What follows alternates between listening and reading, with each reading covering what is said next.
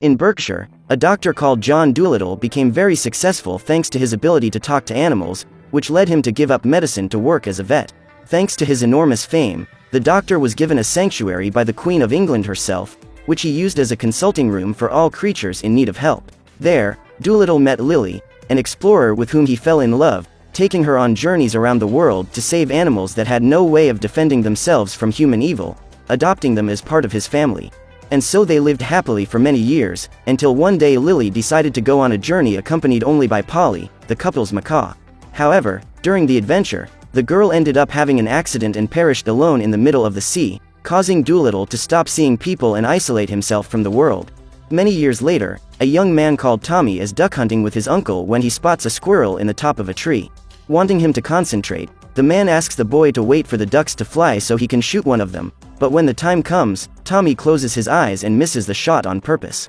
Even so, he ends up grazing the squirrel and his uncle hands him a knife to finish the job, but the boy refuses and starts following Polly, who claims to know who can help him. Following the macaw, the boy ends up in front of Dr. Dolittle's gate, but as he knows that no one will answer him, the macaw takes the boy to the secret entrance, allowing him to enter the place which is full of wild animals. At the sanctuary, Tommy gets lost from Polly and ends up falling into a trap while trying to escape from Yoshi, an extremely playful polar bear who starts laughing in his face. Inside the house, Dolittle is woken up by the animals who warn him about the presence of the human trapped in the ropes, but because of his social phobia, he refuses to interact with Tommy, hiding in a corner while he waits for the boy to leave. Outside, the boy is still in the trap when he is spotted by Lady Rose, the Princess of England, who decides to take a break and help the boy before continuing with her mission. Together, the two go to the main entrance where they start knocking on the door, but as Dolittle refuses to open it, Polly manages to convince the gorilla Chi-Chi to take the visitors, only for him to end up being frightened by Tommy and fainting in the entrance, leaving the humans to go on alone. Inside, Lady Rose finds Dolittle hiding under a table and reveals that he has been summoned in Buckingham Palace to treat the Queen, who is very ill. Even so, the doctor remains firm in his isolation and tries to expel the princess from his mansion, but is interrupted by Tommy, who shows him the wounded squirrel. Very curious, Dolittle asks how the animal got hurt and the boy tells him that he shot it, leaving the veterinarian even more disappointed with humanity. Nevertheless, he accepts the request and helps the little rodent, asking his wild assistants to prepare the operating room and apply anesthesia to the patient. Once everything is ready, he puts on his lab coat and asks Dab Dab to pick up the forceps, but the duck can't tell the difference between the instrument and a piece of celery or a carrot, delaying the operation. Outside the operating room, Tommy sees Dolittle communicating with the different species and says he wants to live there to become the doctor's apprentice, but Rose warns him that it was the Queen who gave the land as a nature reserve,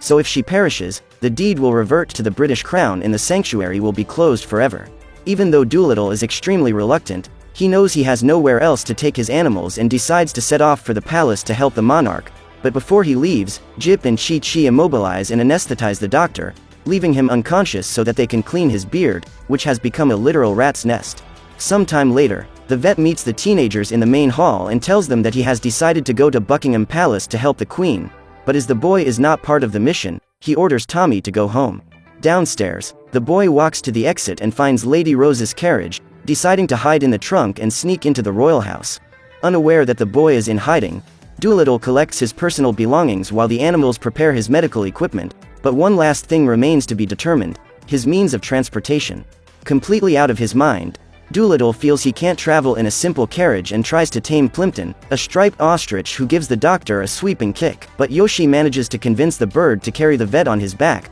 leaving room for the other animals in Lady Rose's carriage. After some time on the road, they finally arrive at the palace and Yoshi is the first to go down, startling the guards, but the princess soon appears and tells them that they are guests of the Queen and should therefore be treated as such. Just then, Dolittle arrives with Plimpton, who ends up going straight through and sliding down the palace's armor room, knocking over all the metal pieces. In the Queen's bedroom, Dr. Mudfly is treating the monarch with some leeches when Lord Badgley turns up to ask how the monarch is, only to be told that she won't last more than a week. Through the corridors, Dolittle and his animals approach the royal chambers when the guards find Tommy hiding and begin to take him away as an intruder, but Lady Rose manages to help by saying that he is the vet's apprentice, allowing the boy to stay in the palace for a while longer. At the Queen's bedside, Dolittle arrives with his animals, who quickly take over the place, as well as asking Jip to sniff the monarch in an attempt to find anything strange. After a short time sniffing around, The dog senses that something is wrong and the vet sticks his face in the aquarium to ask the octopus if he's seen anything different, discovering that the queen has fallen ill after drinking some tea. With the help of Dab Dab, Doolittle expels everyone from the royal quarters and shows his encyclopedia of poisons to Jip, asking the dog to try to recognize the scent he smelled on the woman. After leafing through a few pages, the vet discovers that the queen's illness has been caused by a plant known as belladonna flower, an extremely dangerous plant that will take the queen's life in a few days if they don't find the antidote. To save her life, Doolittle says they must collect the fruit of the Tree of Eden while he approaches a painting, taking the opportunity to leave a woodworm working as a spy. Finally, he leaves Jip as a watchdog protecting the queen while asking Rose not to allow her mother to eat anything prepared by other people. With a long journey ahead of him, Doolittle puts the animals in the carriage and dismisses Tommy, forcing the boy to return home against his will. Even after not seeing his nephew for so long, Tommy's uncle is still very impatient and orders him to go to bed, leaving the boy alone in bed when Polly and her friend Betsy show up to rescue him, taking him to become an apprentice veterinarian. With the boat about to set sail, everyone gets on the Giraffe and heads for the harbor, pursued by a group of policemen on horseback. To escape, Betsy climbs onto a cart and jumps over the city walls, leaving the officers behind and clearing the way for them to make their way to the port, but when they get there, Doolittle's boat has already left and they are forced to run for a bridge under construction. In order to get Tommy to reach the boat, Betsy throws the boy into a pulley elevator and activates the mechanism to make the object descend, but the equipment ends up jamming because of a knot in the rope and Tommy is forced to jump, slipping through the sails and holding onto the ship's rope to swing himself down into the ship. Furious as he is, Doolittle has no choice but to accept Tommy into the crew, leaving him in charge of all the ship's cleaning. At Buckingham, Mudfly is trying to find out what the octopus said when Lord Badgley turns up to say that he is sending a frigate to follow Doolittle, asking the Doctor to command the ship in order to eliminate his rival while he stays at the palace and tries to finish off Lady Rose, leaving the way clear for him to take over the crown. Unaware that they are in the sights of the British Navy, Tommy watches Doolittle living with the animals and tries to learn how to communicate with them, which ends up distracting the vet in the middle of his boxing practice with Chi-Chi and causing him to get punched in the face. After a long day's journey, Tommy is throwing some feathers into the sea when he spots a warship coming towards them. Knowing that they have no chance of winning, Doolittle decides to retreat, but as his boat is much slower than the British frigates, he sends out an emergency call across the ocean, which is quickly answered by a gigantic blue whale. As soon as the creature arrives, Doolittle puts on a scuba and jumps into the water with Yoshi, hooking a cloth ring onto the whale and giving the signal for Chi-Chi to pull him back to the boat, but Mudfly realizes that they are fleeing and starts shooting at the vet's ship, causing the fearful gorilla to let go of the rope and leave the Doctor alone at sea. Trying to save him, Tommy runs up to the deck and grabs the rope with all his might, pulling it back to the ship with the help of Yoshi, who jumps onto the whale's tail fin and helps the boy save the vet, but because of the dragging, the rope begins to give way and snaps in their hands, falling back into the water. Even so, Doolittle manages to save himself and jumps back onto the ship, finally recognizing that Tommy can be useful. In this way, they finally manage to gain some distance and escape from Mudfly's frigate, leaving them free to go to Monteverde, the place where Lily was born and kept all her travel notes in a diary. In her adventures, the girl has managed to reach the Fruit of Eden and has traced the complete path to the island where the tree is. However, it won't be easy to get her diary, because King Rasuli, Doolittle's former father-in-law, has a deep grudge against the veterinarian, blaming him for his daughter's perishment. Because of this disaffection, the Doctor and his apprentice disguise themselves and enter the palace unnoticed, but as the door they need to pass through is locked, Doolittle negotiates with a colony of ants, paying 2 sugar cubes for the insects to enter the security mechanism and deactivate it. Even so, Rasuli has placed some iron bars blocking the passage, making it impossible for him to continue in search of the diary, but Tommy manages to get through the gap and offers to continue alone, relying only on the help of a dragonfly called James. Following the corridor, Doolittle's apprentice arrives in the king's bedroom, which is infested with lions, forcing him to follow the bridges suspended from the ceiling to avoid attracting the feline's attention. With great care, Tommy finally manages to reach the royal treasure chamber and starts looking for the diary while James keeps an eye on the lions. However, the dragonfly ends up landing on one of the feline's whiskers, alerting the creature, who gives a roar that wakes up Rasuli, spoiling the whole plan and causing them to be captured. With the prisoner in hand, the King of Monteverde says that the diary is the only thing he has left of Lily and that the man shouldn't have come to his kingdom, but now that he's there, Rasuli blames him for his daughter's perishment and sentences him to stay in the cage with the lions.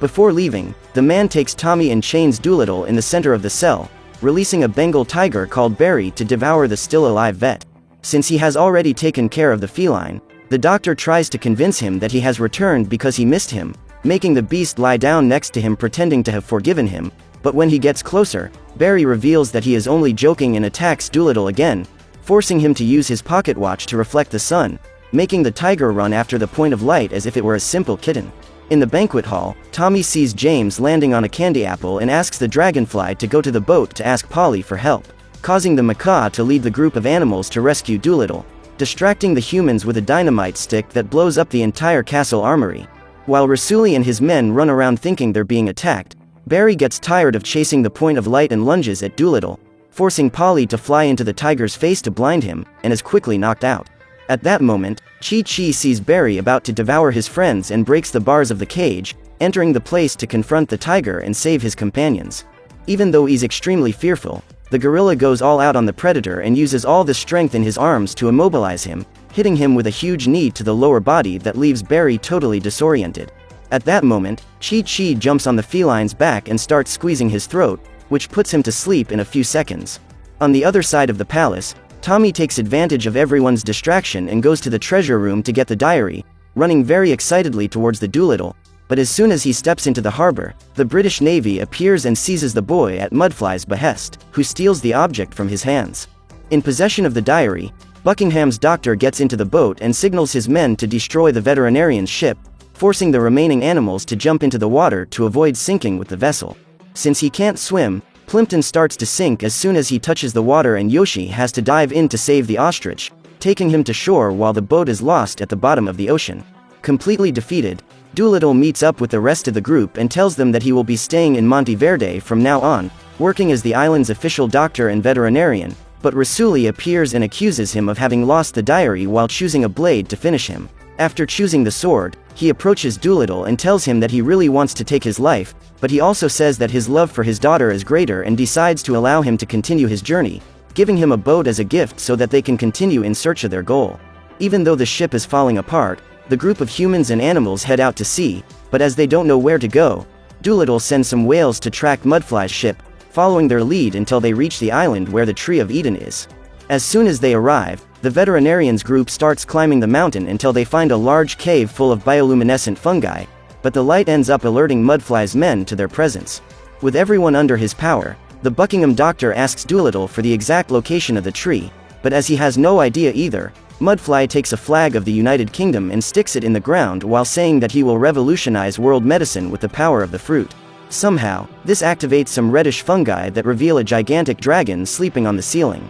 At the sight of the countless humans, the winged creature begins to spit fire and Doolittle saves Mudfly, pushing him away from the flames and making the doctor believe that he has been saved to live a life of kindness and generosity, but the man ends up falling alone into the abyss. Desperate, Dab Dab ends up putting an egg out while Doolittle tries to work out an escape route, but Yoshi ends up trapped under the dragon's tail and they have to find a way to free him before they leave. To do this, Plimpton pecks at the creature like there's no tomorrow, while the vet tries to drive a dagger into the legendary animal, but this only serves to turn the creature's attention to Doolittle, who is caught by the monster that continues to set the British army on fire. After dealing with all the humans, the flying monster turns to the vet with the intention of eliminating him, but Doolittle sees the skull of another dragon in the corner and says he understands the pain the female is going through, as he went through something very similar when his wife left. Still, the creature is determined to finish him off and spews a load of ooze at the vet before spitting out its jet of fire, but suddenly, the creature starts to feel very bad and releases Doolittle,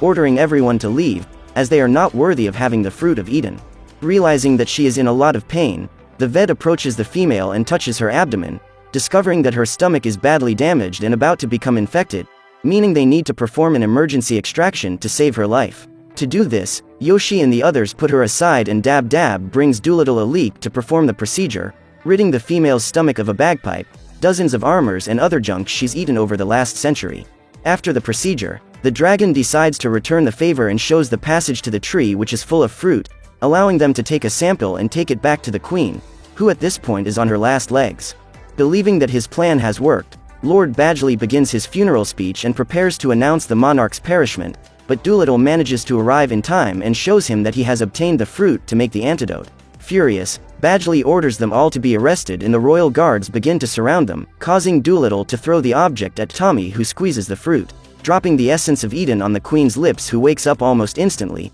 being cured as if by magic. Realizing that he has nowhere to run, Badgley pretends to be happy and thanks Doolittle for saving the leader of the United Kingdom, but the vet goes to the woodworm, who reveals to everyone that the Lord is to blame for the queen's poisoning, as well as telling him that the bottle with the belladonna essence is hidden in his pocket. With no way out, Badgley grabs the dagger from one of the guards and tries to escape before being arrested, but Yoshi and Dab Dab manage to distract him while the other lords manage to capture him and take him straight to the dungeon. With that, Doolittle returns home and reopens the gates of the sanctuary to serve people, but unlike before when he did all the work himself, today he can count on his apprentice Tommy, who will one day become as good a vet as he is.